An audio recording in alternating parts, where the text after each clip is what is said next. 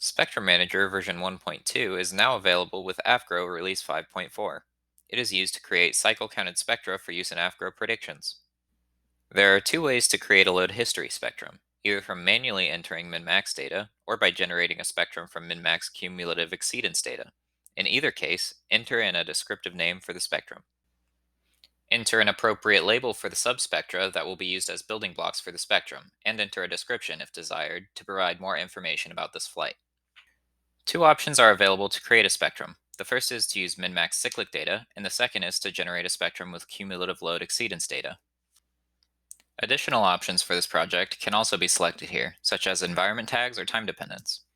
Click Create to create your new spectrum project. The first step to creating a spectrum from min-max data is creating the subspectra that will be used to build the spectrum. Add a new subspectrum to the project by clicking the green plus sign next to the subspectrum library, or select the subspectrum library and click the New Subspectrum button. Either provide a custom name or an auto-generated name will be created based on the subspectrum label. Once in the spectrum data window, add data to the subspectrum either by adding the data through the grid interface or by copy and pasting data from an application like Excel. For a spectrum to be complete, at least one subspectrum from the library must be added to the sequence. Add a subspectrum to the sequence by clicking the Sequence tab.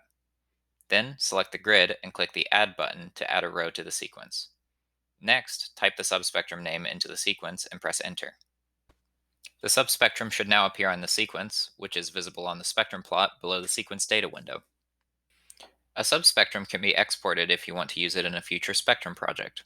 First, click the Import Export button on the ribbon. Then, click Export Subspectrum, and use the drop-down control to select the subspectrum you want to export. Finally, choose a file name and location for the subspectrum. Now this subspectrum may be imported to any Spectrum Manager project. Simply click the Import Export button on the ribbon, click Import Subspectrum, and select the file containing your exported subspectrum.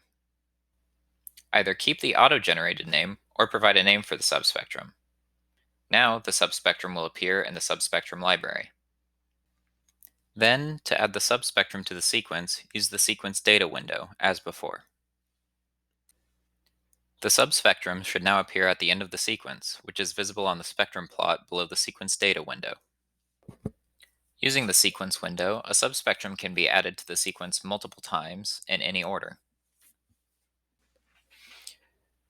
AFGROW only uses the subspectra in the sequence for life predictions, so make sure all desired subspectra are included in the sequence. When the sequence is complete, the project can be saved. Click on the Application menu, click the Save As button, and select which spectrum format you would like to use. For most spectra, we recommend saving it as an SPX spectrum file, which uses XML to store spectrum data in a more compact and flexible format. Navigate to a folder, give your file a name, and click Save. The spectrum is now ready to be used with AFGROW for life predictions. Spectrum Manager includes several useful tools to edit a spectrum. The reverse option will invert all max and min values in the spectrum. The clip tool will limit the maximum stress or load value for the entire spectrum, or a selected subspectrum. Any level with a max value more than the provided value will have its max value set to the upper bound. Any level whose min value is more than the upper bound will be deleted from the spectrum. The truncate tool will remove any level whose max value minus its min value, also known as the delta value, is less than the specified value in the spectrum or in a subspectrum. If a subspectrum would be left empty due to a truncation, a prompt will be shown that shows that the subspectrum will be removed. There is also an option to truncate only compressive averages, which will only remove levels that qualify for the truncation and have a negative mean value. The normalize option will divide each max and min value by the factor entered in the normalization dialog. By default, the normalization factor is the maximum value in the spectrum. Using the default value will set the maximum value of the spectrum to 1, giving you a normalized spectrum. Denormalize will multiply each max and min value by the factor entered into the denormalization dialog. Spectrum Manager has several different data plots with information about the spectrum.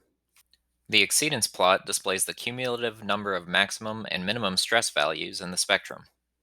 The R plot displays the ranges of min over max stress ratios versus the number of cycles for the entire spectrum. The delta plot displays the stress range values of the entire spectrum. The 3D plot displays R, delta, and occurrence values against each other on one 3D plot. At any time, you can view statistics for the spectrum or selected subspectrum in the Properties window. Spectrum Manager can also be used to add damage tags to spectra. Damage tags are identifying labels assigned to specific spectrum levels. Damage tags can be added to individual levels within a spectrum. To add damage tags to a level, first click the Application ribbon, select Options, check the Damage Tag checkbox, and then click Apply. Then, select a subspectrum and enter or paste an alphanumeric string of 10 or less characters. Damage tags can be pasted directly from applications like Excel. In this example, damage tags are added to Flight 1 and 3. When saving the project, the SPX file type must be selected, or else the damage tags won't be saved. When the spectrum is used in a life prediction, AFGROW tracks the total crack growth associated with each tagged level. Then, at the end of the prediction, it gives a report on what percentage of total damage was created by levels with each tag. To create a spectrum from exceedance data, start a new project and select the option Create Spectrum from Exceedance Data, and then click Start Wizard. The Spectrum Generation Wizard is a tool that can be used to create spectra from exceedance data and several other input parameters. First, paste cumulative exceedance data into the grid on the left. Then, click the Draw Exceedance button to view a plot of the pasted exceedance data. It is important to remember that the total number of exceedances for the min and max data must be the same. The next page has options for how subspectra are generated. In the Number of Flights section, there are options for either a set number of subspectra or an approximate number of cycles that each subspectrum will have. The spectrum will be generated with a nearly equal number of cycles in each subspectrum. The ground-air-ground options add one maximum delta cycle to each subspectrum, if enabled. This represents the maximum load excursion between the unloaded ground condition and the maximum load in the subspectrum. This cycle can be placed at the beginning, end, or at a random point in each subspectrum. The last page has options for the spectrum generation algorithm. The first option, called Guarantee Reversal Output, ensures that the maximum level of a cycle is always greater than the minimum level of the previous cycle. This option is useful if you intend to use the spectrum for a structural test where reversal data are required. All spectra within Spectrum Manager are counted spectra. I recommend disabling this feature if you aren't sure that you need it. There are two base options for spectrum generation: the random pairing method or the incremental pairing method. The random pairing method matches min and max exceedance values randomly, while the incremental method matches them in a way to ensure the largest delta cycles possible. The random pairing method has two options. Using a random seed allows you to generate different spectra from the same exceedance data by altering the seed value it uses to randomize the levels. The minimum delta percentage allows the user to combine the min and max levels in a way to ensure that the levels can't have a delta percentage lower than the given value. Finally, clicking Finish will generate the spectrum. If there are any errors or warnings, they will display now and give you an opportunity to alter the spectrum generation options.